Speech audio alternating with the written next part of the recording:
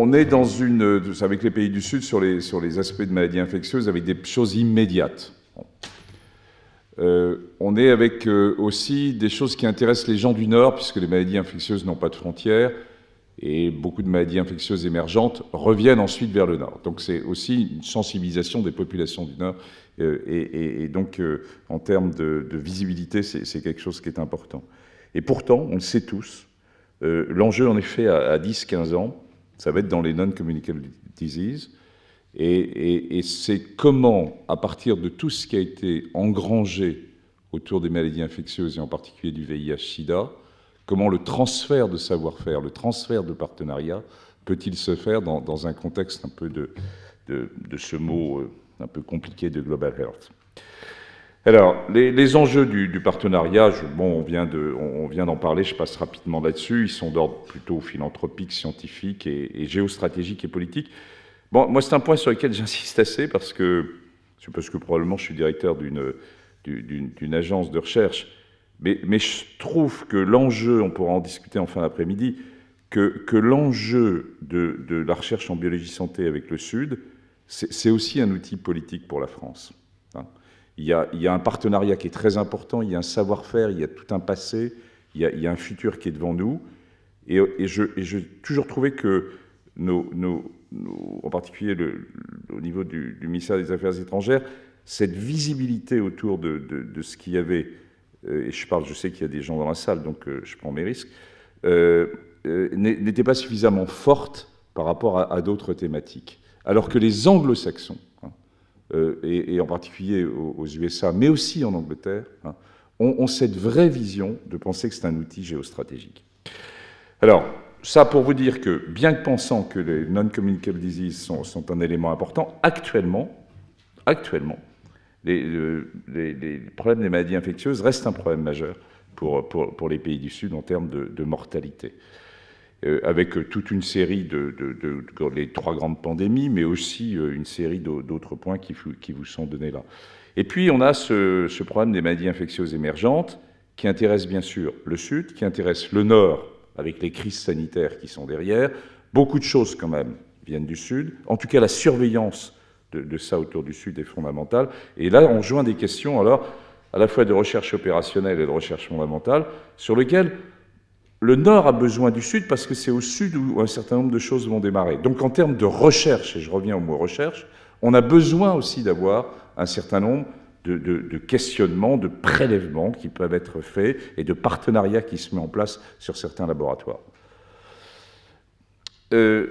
En termes géostratégiques, bon, les US, évidemment, sont clairement en tête de liste. Je rappelais l'Angleterre parce qu'ils ont des outils avec le Wellcome Trust, qui est, indépendamment des financements d'État, est un élément très important pour l'ensemble des chercheurs. Et puis, il y a un positionnement européen, depuis maintenant quelques années, avec EDCTP, qui a déjà été cité, et qu'on verra, je passerai rapidement, on le reverra dans l'après-midi, au niveau des financements, mais c'est plus que financement. Alors, au niveau français, on a plusieurs acteurs, et on va les détailler un peu, avec le réseau des Instituts Pasteur, l'IRD, le CIRAD. Il y a des vrais professionnels donc, de la recherche au Sud, puis il y a des grands organismes de recherche, comme l'ICERM et le CNRS, qui sont aussi impliqués, parce qu'il y a des contacts entre les chercheurs qui se font. Il y a l'ANRS, qui est une agence un peu à part, avec cette double thématique. Et puis, il y a finalement une vision où globalement, il se fait beaucoup de choses. Il y a une bonne production scientifique, avec 2 points majeurs. C'est que le financement pour faire de la recherche au Sud reste un problème non réglé en France. L'ANR, par exemple, ne peut financer que de façon très indirecte les projets.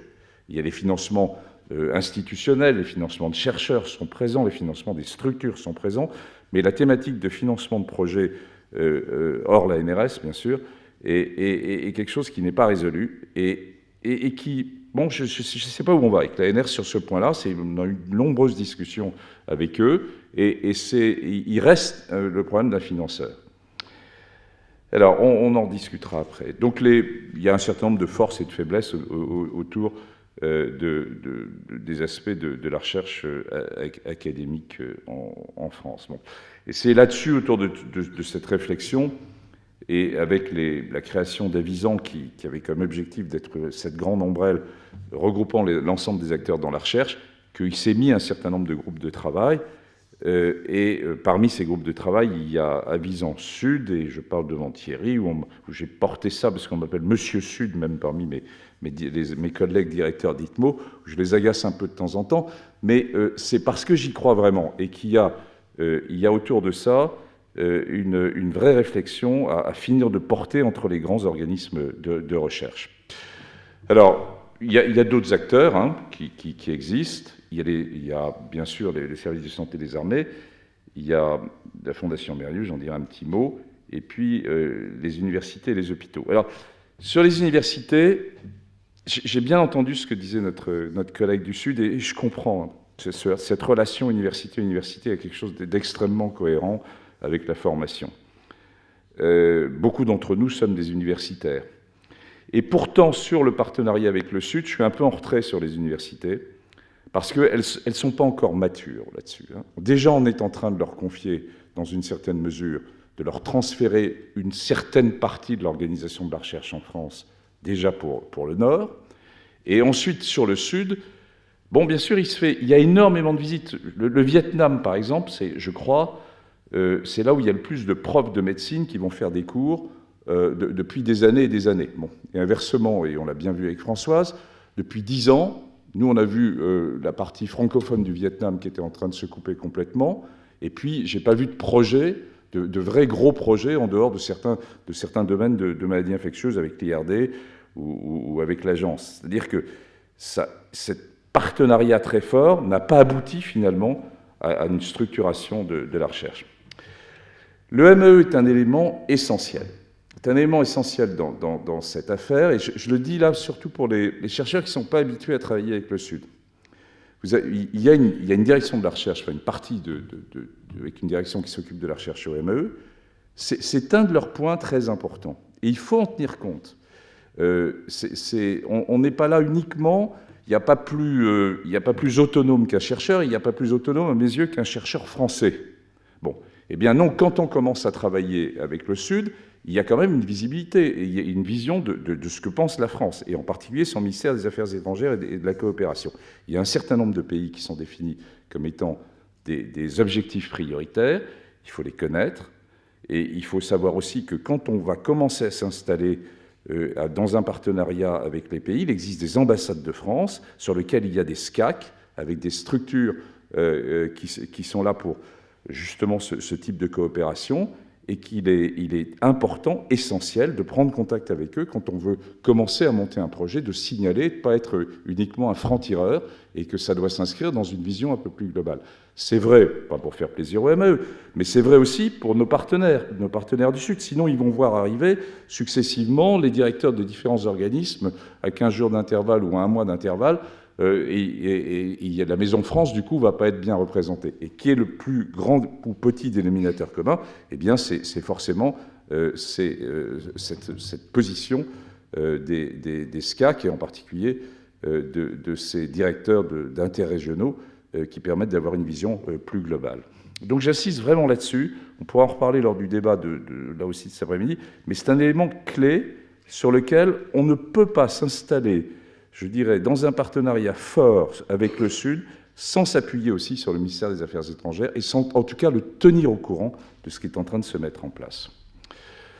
Alors, je passe rapidement là-dessus pour balayer très vite, mais très très vite, les différents organismes.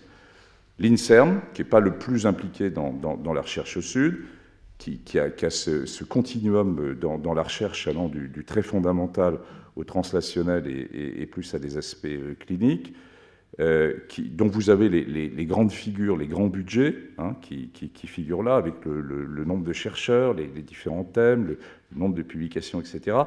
Et qui, en termes de politique internationale, André Sirota a revu la politique il y a maintenant 4 ans, où il y avait un certain nombre d'unités INSERM qui étaient des unités INSERM à l'étranger, qui se sont progressivement fermées, et où il y a maintenant un certain nombre de laboratoires INSERM associés, des LIA, et qui sont des partenariats beaucoup plus souples, avec un financement qui est moins important. Et il y a un certain nombre de LIA qui ont été créés au sud, et en particulier, il y a un LIA qui a été créé sur Abidjan. L'IRD, qui est l'acteur majeur, c'est une particularité d'ailleurs française, hein. Parce que finalement, la recherche au sud, ce n'est pas une thématique de recherche. Hein. Même s'il y a des particularités, mais ce n'est pas une thématique scientifique.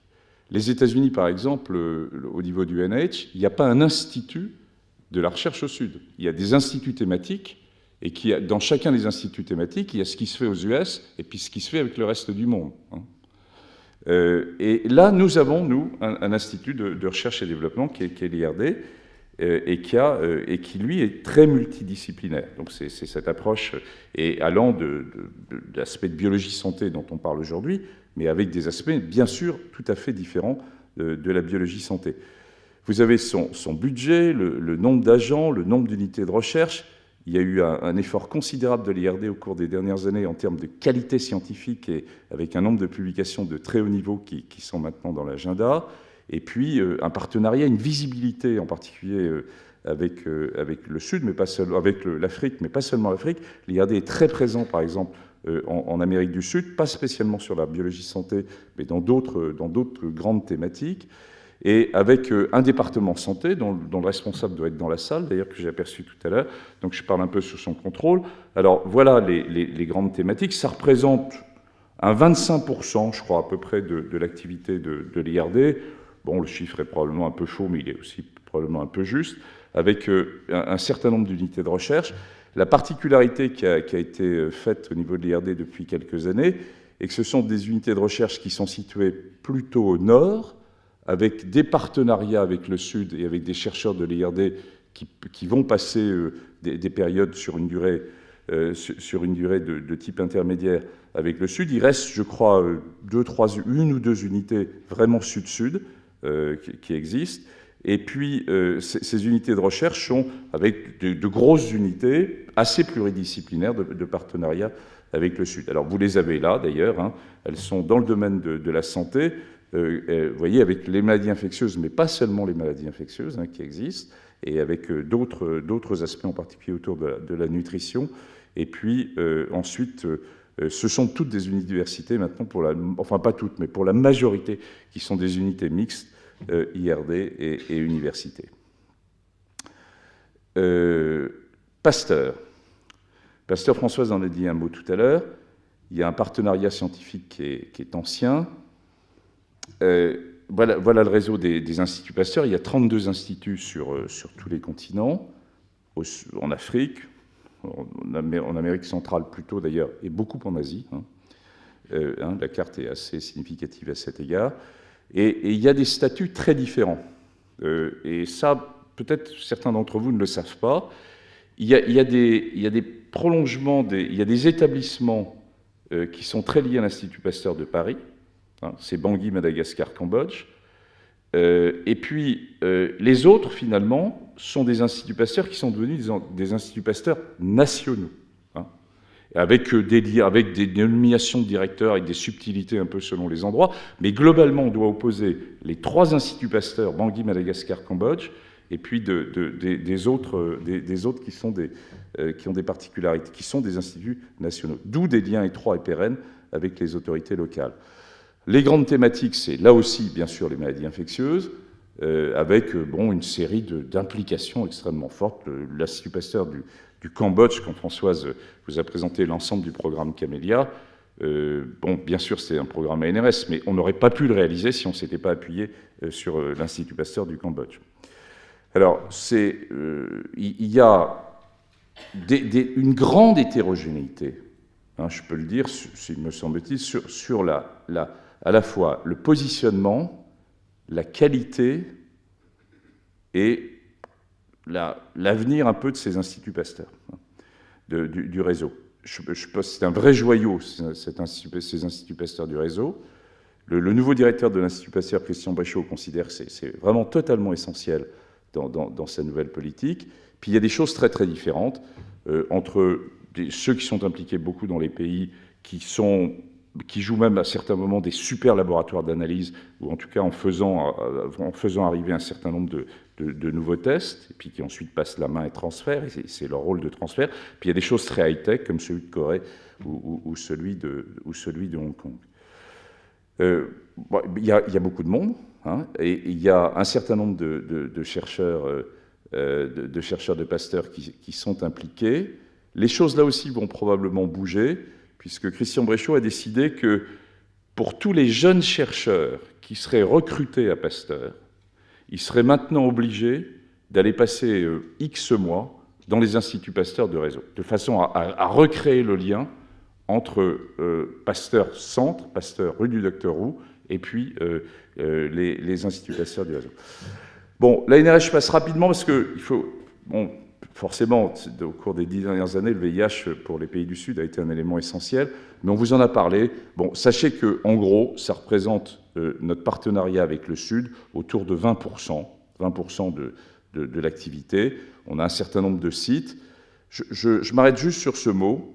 Là, c'est une vraie décision stratégique. On a décidé de limiter le nombre de sites.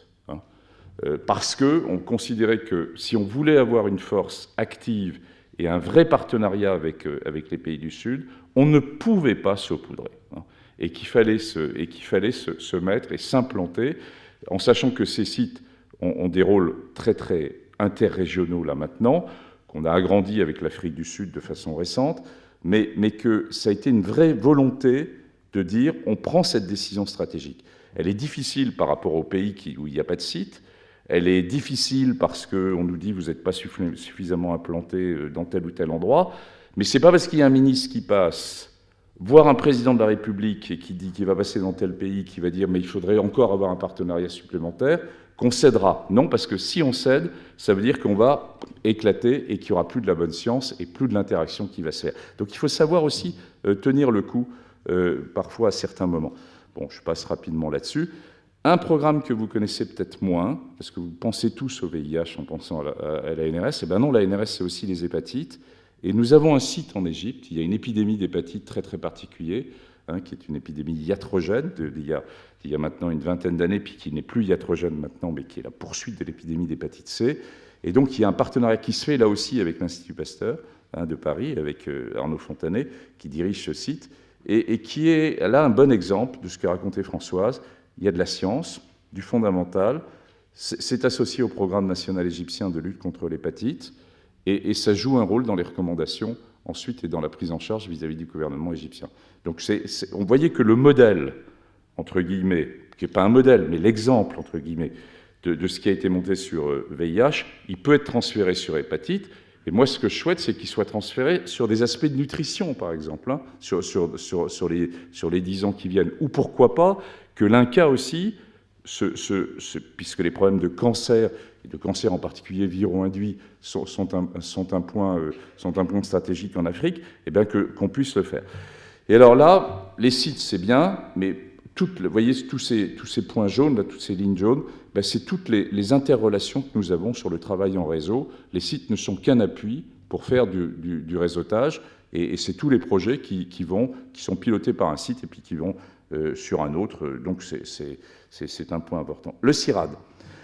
Alors le CIRAD, pour beaucoup d'entre vous, peut-être vous le connaissez moins bien, hein, c'est la recherche agronomique pour le développement. C'est un organisme qu'a d'ailleurs dirigé Patrice pendant un certain temps, et qui est impliqué avec un modèle très particulier. C'est une structure semi-publique, semi-privée, entre guillemets, qui a bien sûr un financement de l'État, mais aussi qui va chercher beaucoup de financement sur des grands projets, et qui a une série de plateformes qui nous intéressent dans le domaine de la biologie santé, puisque vous savez que dans la nouvelle infectiologie, on peut plus s'intéresser uniquement à un agent pathogène ou à l'homme, mais que le vecteur et puis l'animal réservoir est un élément essentiel, d'où les relations, bien sûr, avec des structures comme le CIRAD. Vous voyez, qui sont impliqués sur un certain nombre de pays. Ils ont 3 unités de recherche qui sont centrées sur la santé animale et avec, vous voyez, le contrôle des maladies animales exotiques, animal et gestion intégrée des risques et interaction hôte-vecteur, parasites dans les infections, dans la trypanosomase. Donc, c'est des choses qui sont très proches, entre guillemets, de la biologie santé. Et ils ont, vous voyez, une série de choses qui existent en Asie, mais aussi dans d'autres pays, et avec lesquels on est de plus en plus en relation, puisque ça correspond vraiment à ce qu'est la nouvelle infectiologie, avec le tripode de l'homme, de l'animal et des vecteurs. La Fondation Mérieux. La Fondation Mérieux, c'est évidemment qu'on change de statut, on change c'est une fondation familiale, privée, mais reconnue d'utilité publique. Vous avez les principaux chiffres qui la caractérisent. Et il y a une quinzaine de chercheurs qui sont intégrés sur un laboratoire qui est situé à Lyon. Et il y a 15 unités de recherche qui sont fédérées au sein du réseau international Gabriel, avec plusieurs missions et activités, avec 4 grands domaines sur des aspects à la fois de recherche, puis ils ont d'autres points sur le renforcement des laboratoires, en particulier au niveau de certaines universités, et un rôle dans la formation et l'appui de différents structures locales. Le réseau international, ils sont aussi présents sur un certain nombre de pays, et vous voyez que les cartes se recoupent entre ce que j'ai mis tout à l'heure pour Pasteur, certains sites du réseau NRS, le CIRAD aussi, un peu moins le CIRAD parce que la vision était forcément différente, et puis du Fondation Mérieux. Et les gens se sont longtemps regardés.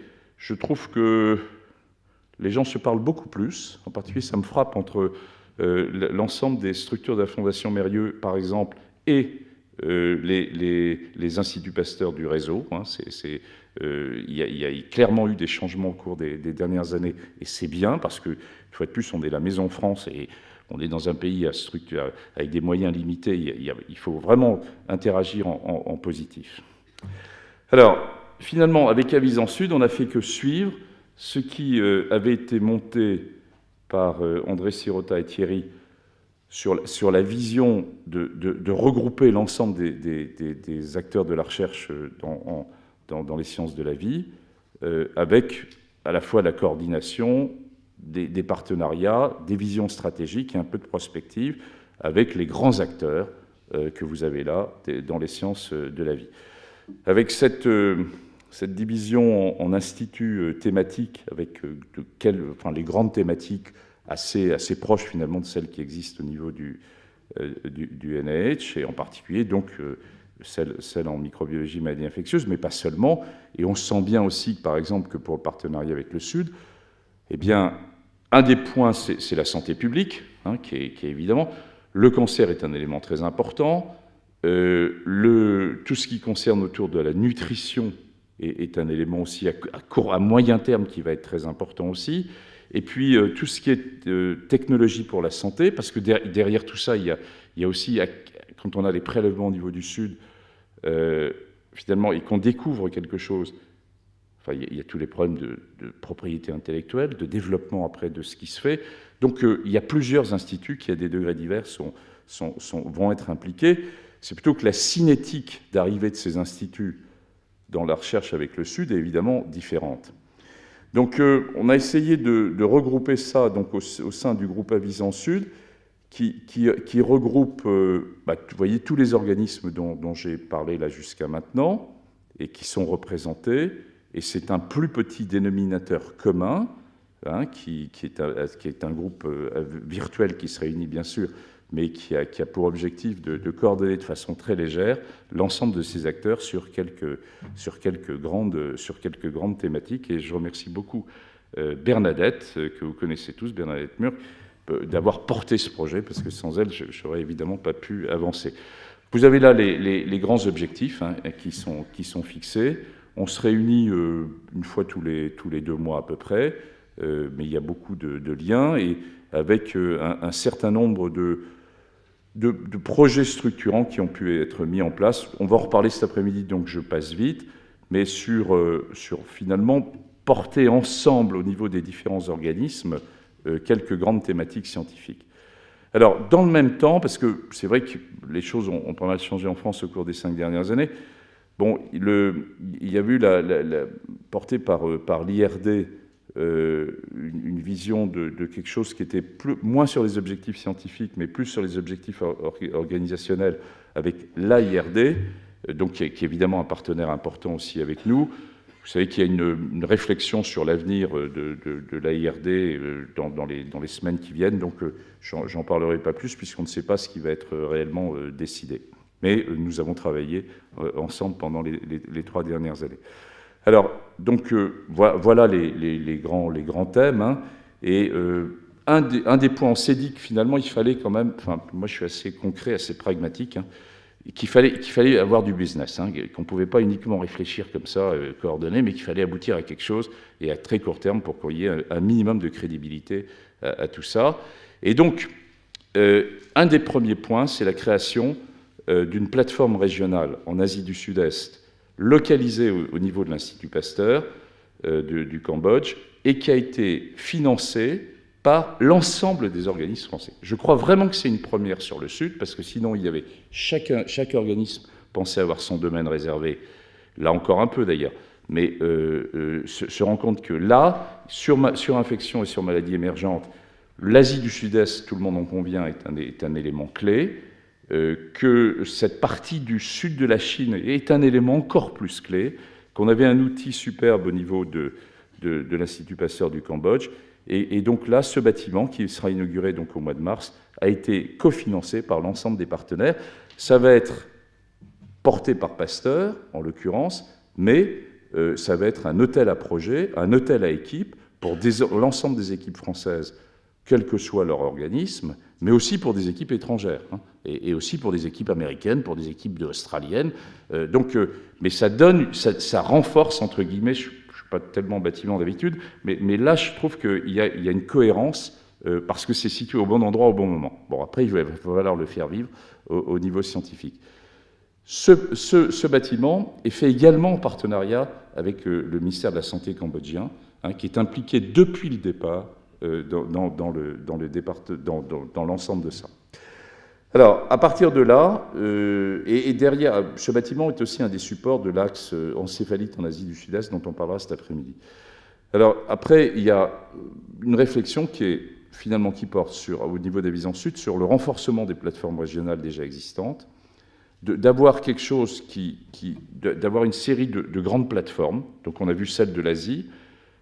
Il y en a une autre qui est le Sud, d'une certaine façon, un Sud très particulier, qui est la Réunion, et qu'on est en train de finir d'essayer de construire, hein, avec déjà des choses qui existent, et les liaisons entre la Réunion et l'Institut Pasteur de Madagascar. Il y a quelque chose aussi, une plateforme un peu virtuelle, qui est en train de se faire avec le CIRAD sur la Caraïbe, et aussi l'INSERM avec le CIC qui existe aux Antilles. Et puis, voilà, donc d'essayer d'avoir une sorte de carte en s'appuyant sur des plateformes qui permettent d'être des supports et qui ont une masse critique qui permet de porter des programmes de recherche dans le domaine des maladies infectieuses, d'infection et cancer, de santé publique, de technologie pour la santé, mais aussi, je l'ai dit, dans le domaine à moyen terme, me semble-t-il, et peut-être le moyen terme deviendra du court terme, de la nutrition. Alors, après, quels sont les enjeux ? Eh bien, il y a tous les enjeux pour le point pour que Avison Sud puisse être un opérateur et le représentant français, en accord avec le ministère de la Recherche, vis-à-vis de EDCTP2, et c'est ce que nous sommes en train de mettre en place sur le positionnement de la France au niveau d'EDCTP2, tant au niveau de la gouvernance que de la gouvernance scientifique, et de savoir donc et avec les autres programmes européens.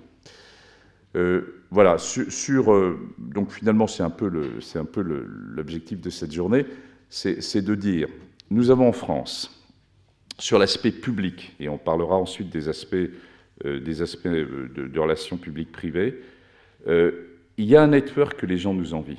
Hein, il y a du networking au Sud que les gens nous envient. Le réseau des Instituts Pasteur, ça n'a pas de prix. J'ai la faiblesse de croire que le réseau ANRS aussi commence maintenant à prendre une certaine visibilité internationale.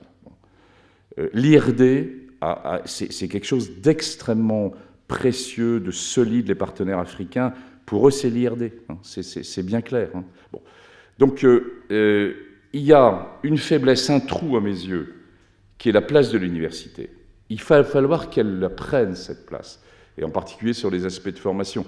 Si j'avais des présidents d'université dans la salle, ils me tueraient s'ils m'entendaient dire ça. Mais j'assume, je pense que pour l'instant, la grande majorité des universités, même s'il y a d'excellentes équipes d'universitaires, Bordeaux en est une par exemple, hein, qui sont impliquées dans la recherche au Sud, ils l'ont fait plus à titre d'organisme de recherche que sur la partie de construction des universités. Donc là, il y a quelque chose qui est à gagner, mais qui forcément se gagnera dans les années qui viennent. Et puis, il y a le partenariat public-privé dont on va reparler, et je vais laisser la place pour la suite.